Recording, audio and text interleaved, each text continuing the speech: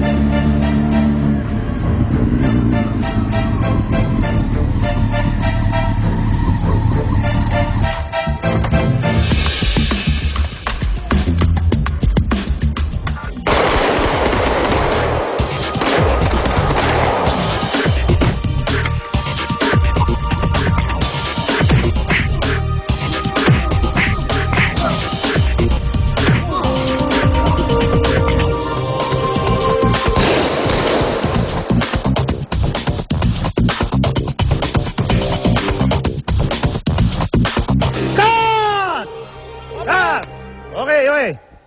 Good take. Nice take, Justin. Thanks, Direk. Next shot, close-up tayo. Pero relax ka muna.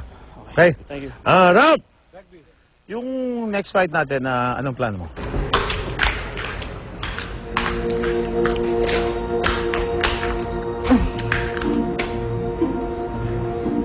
Uy!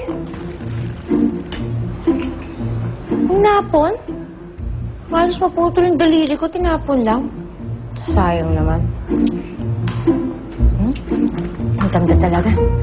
Kaya lang parang peke kaya.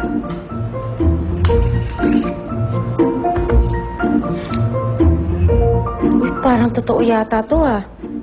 Aba? Ganda.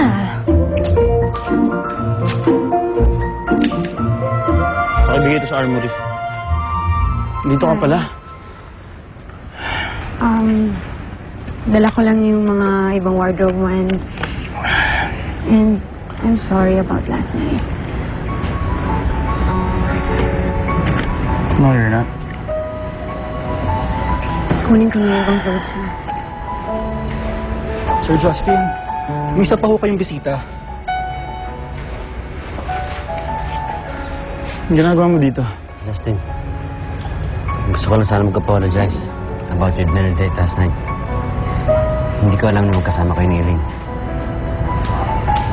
That's why you're here? Concerned lang ako.